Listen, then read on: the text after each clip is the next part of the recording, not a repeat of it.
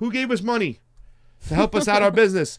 I am real glad you found the Duran. Great resource. You better believe it, you know, and it's interesting because they have different views than we do to a degree, you know.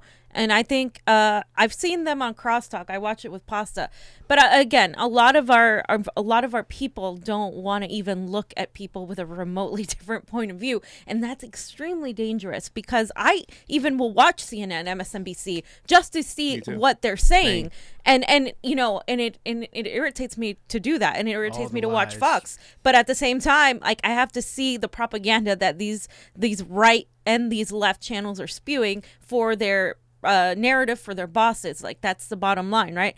And then in between that, I other independent news sources, and then you read and you come to your own conclusion, because we are, you know, when you look at everything, that's when you get the truth. You can't just look at one thing and assume that this is the right thing. You have to look at everything. This is why it takes so much research and time to do these shows, because it's not just as simple as reading one article.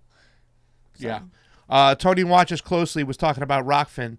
We have some super chats. Thank you, Tony Watches Closely. We watch what's going on in the world closely. Mr. Orochi, thank you so much. Have you seen Anna's recent Modi Tulsi smear video? Was that the one where she used our video? That one where she used the CONVO couch video? where we're Tulsi sycophants, but we have the stones to ask her about Kashmir. I literally asked her. I was the first person to ask her on Kashmir. I wasn't a question that if I have been a sycophant, I wouldn't have asked away her. From it. I would have like gave her a softball question. And in fact, we go to these town halls. Other journalists like from Real Progressives, Tina Berg also went, and she goes to a lot of these things in live streams, and those are real journalists, the people that go to these town halls and cover them, the people that do that, not the people that simply sit there and just like rant on what their opinion on what somebody else is saying. And I think there needs to be more of that. Like, if you don't like her, if you want to hear what she says,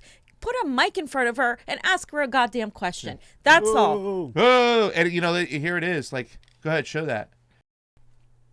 There she is. Situation as a black and white issue. Yeah. First of all, recognizing that it is complex. It is not as clear cut as this one side versus this one side.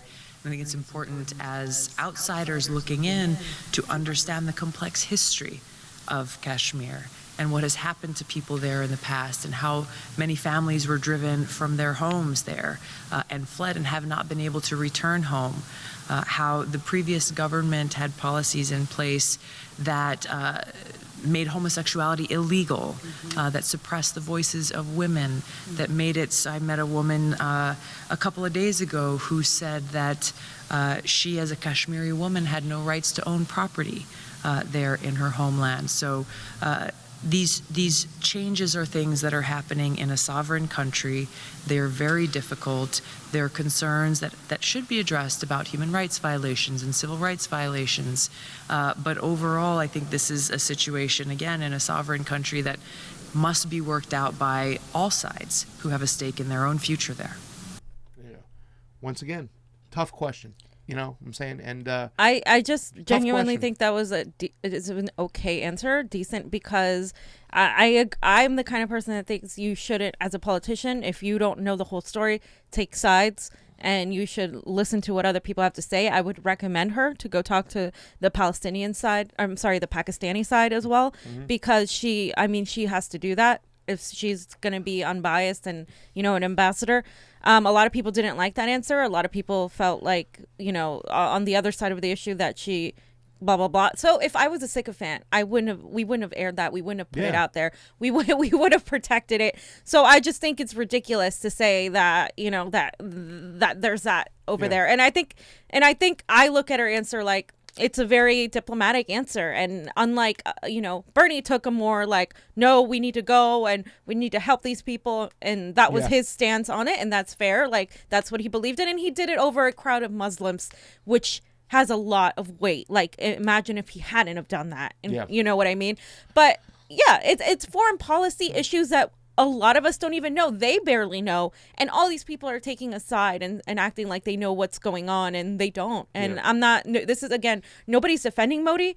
It was just to get her answer, and that's what we did. Yeah, it was the topic of the time and whatnot. And here's the thing. All the people who can't stand Tulsi, you got Peter Frederick, Samira Khan, Anna, they all used our piece to smear. Michael Brooks, they all used our piece to smear. And we knew this going into it. It's like, well, it's going to be a controversial question. It's like, Fiorella's like, I don't care. And I did the same thing. And can we show the China question? Because I think it's only fair. I know we're kind of going snafu here, but when you say that Bernie listens and we can move him, and remember we said his best answer was, I got to listen to foreign policy. Thank you. I was on pins and needles because a lot of people had a lot of opinions of Hong Kong. What was going on, and almost all of Congress generally said they stood with pro-democracy protest.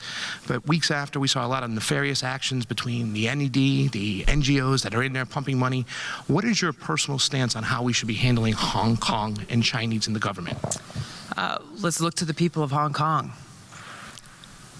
Look to the people of Hong Kong.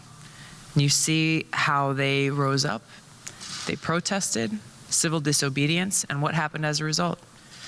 That legislation was pulled. They made the difference. Do you really think that the United States coming in and imposing its will would have had that same effect? No. The power of the people, as difficult as these situations are, as painful as they are to watch and witness, these changes have to come organically from within in order for them to be effective and long-lasting. But what about the finances from the NED pouring money into these protests? I'm honestly not familiar with all of that. All I was watching was what was happening there and what the people were doing and the issues that they were raising, and they were able to bring about the change that they were seeking. Okay, so I was upset with that answer. Pasta was very upset with that answer. I cried from that answer because here's the regime change candidate that didn't understand about the regime change tactics or didn't know at the time. And listen, this is right when she came back from her deployment. Stuff was going on, but But he was upset. I was. He was. And Johnny, right below, right above the green in the document, it says Ellen DeGeneres hangs out with George Bush. Right above that, I just put that one right above that, I just put a film of what she says. Now, we say that Bernie can be moved. Well, look who's been doing her homework. And we'll get it in 2 seconds. Look who's been doing her work on China. You know what I'm saying? It's like when I said the NED, she's like, I don't know about that. But that, once again, says, oh, man, I better go take a look at what's going on. And watch how the answer to it is now at a town hall 2 days ago and what she says. When the original protests began, it was around a piece of legislation that was being pushed forward. I'm going to raise the volume here. Just give me one second, guys. I'm so sorry. Sorry, Johnny, for hitting you with that. I didn't think we were going to go to that. I was trying to save that for tomorrow because we talk about Syria tomorrow. I got a phone call trying to schedule with my friend Howard Gold. Howard, where are you? You're not online. We got to look. We got to talk about Syria and Turkey. Yeah, I had a conversation too with Colin, and he's not. Colin and a bunch of people are actually on Howard's point of view, where we can't just remove the troops, which is really interesting because I'm definitely very hesitant when we say, oh, we need to do it in a sensible way. Okay, here we go. Here's her answer on China, on Hong Kong. When the original protests began, it was around a piece of legislation that was being pushed forward. Those protests continued, I think, a lot longer than many people expected, but it ultimately resulted in that legislation being pulled back and no longer being considered. This is a complex environment and relationship that has a long history between Hong Kong and China that ultimately needs to be resolved between both the people and the governments of these countries. When the original... That's it. So, now her answer is pretty much like, okay, we got to stay out of it. It's got to be resolved between Hong Kong and Beijing. And that's what I wanted to hear because she started looking into what's going on. And that's a signal to say we don't need to get involved. Right. When I said the NND is involved, she was like, I didn't know about that. And if you go look up, you go to the Ron Paul Institute, who always gets a lot of that stuff. We talk about those libertarian channels. I always go over there with Mr. McAdams, and I listen to because they follow the money when it comes to war. You'll see the nefariousness of the NED pumping in a ton of money into these protests where they had these gas masks, these helmets, all these stuff, the American flags, you know what I'm saying? And it's still a very controversial issue because there are organic things that have developed of that. But there's no denying that there was definitely U.S. influence through these NGOs. Yeah. And money as well promoted to these protests. Like, people have taken, again, the Democrats have generally taken the side that she was actually kind of, swinging on initially in the first interview, where, yeah, this is good, these are the people standing up. But the foreign policy mavens have actually, like, the gray zone, and again, the same people like Glenn Greenwald, all of these people have been sort of taken, like, no, there's a little bit of, like, U.S. influence in this, a lot of it actually, and, we do not want to involve ourselves in this. This could also lead to another regime change. I don't think it's one or the other. I think it's actually both, personally, me.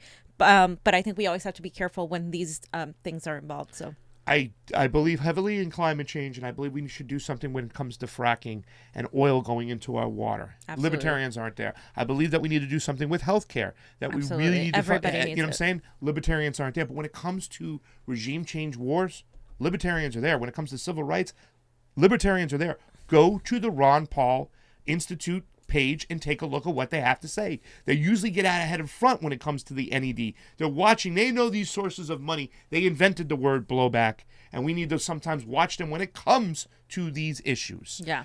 Ron Sten said, fair warning, Pierre Omidyar is a natural billionaire enemy of Tulsi. He uses the Intercept, in quotations, Hassan, to attack her. Oh, yeah, and we've some seen it. smears come from him. Absolutely. We've seen it. Know your enemy. You have to look at the writer. I always look at the writers. And that's something that I think more of us should do. There's obviously, especially in op-ed pieces, obviously there are biases for the writer. Anything else, fam, before we move on? No, we got to get to the topic. David really. Harris, he gave us a super chat. Look up Syrian girl to have on your show about Syria. Oh, I know that would girl. love to do that. Where's she at? Oh, there she is, David Harris. David Harris, I know who she is. I've seen her online. She's got a lot of knowledge. I'm going to hit her up on Twitter. Maybe I'll have Fam hit her up on Twitter. Her name is Syrian Girl, I believe. And she's got a lot of great stuff out there as well. So, I mean, the situation in Syria is so complex, and we got to look into it, because I heard somebody say the other day, it's like, hey, listen, we might be pulling out these 150 troops. Donald Trump said it was 50. This other gentleman said it was 150, and he was reporting from that area. But there are other bases in there that we're not going to pull out. Yeah. So it seems like this is theater going on. This is more complex than just pulling troops out. But, I mean, I've always been for, staying out. But it's almost like we will start another war, too, if we pull out. There's a lot of complexity in this issue. It requires more of a complex answer than just pull out. Yeah. And I think people are going to have a hard time figuring that out. So let's talk about some serious issues now, fam. Let's talk about the serious issues. Let's talk about the serious issues.